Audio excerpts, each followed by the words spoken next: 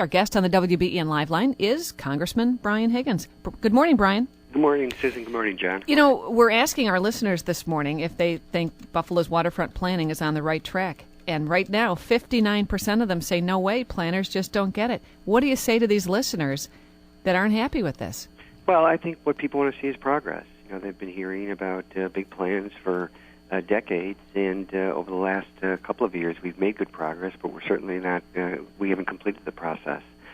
So inclusion of public ideas, good ideas will win out in the end. We have good resources from the settlement we received from the New York Power Authority.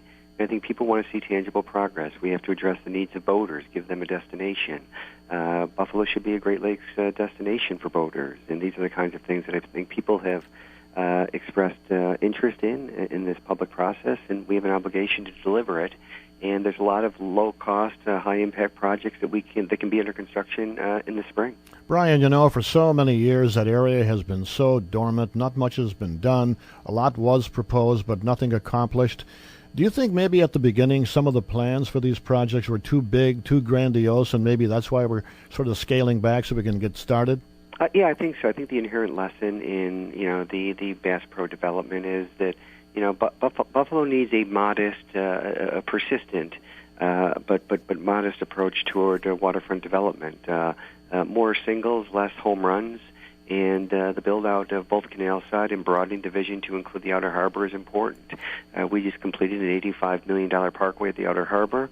There's 1,200 trees out there, 6.5 miles of hiking, biking paths, ornate lighting, a lot of tree plantings, a lot of flower plantings. But this is a continuum, and we must continue. And I think having the public's input is good. It's a public process using public funding for public good. You know, Brian, in our discussions this morning, one thing that has stood out is parking. And Thomas D. told us that people have very strong opinions on parking around Canal Side. They're either for it or very opposed to it. Where do you stand on parking? You need parking, but it is an urban area, and I think you need attractions to draw people in. And I think what should come first are those attractions that will necessitate the need for more parking. But I think when you look at Canal Side, it's an interesting place. The anchor attraction there is the water; it's its history.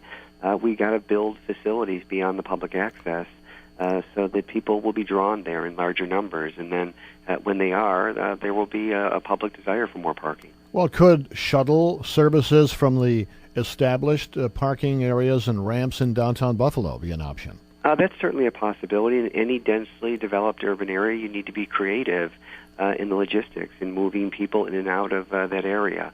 People have become accustomed to convenient parking, but adjustments to unique places.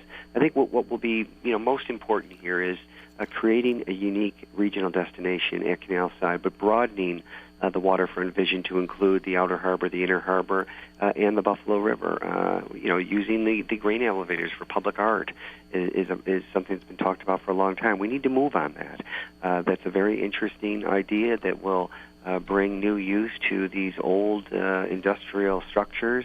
But that's it's both challenges and opportunities that are inherent in developing an urban waterfront. Congressman, thanks for the time. We always appreciate it. Thanks for having me. Congressman Brian Higgins.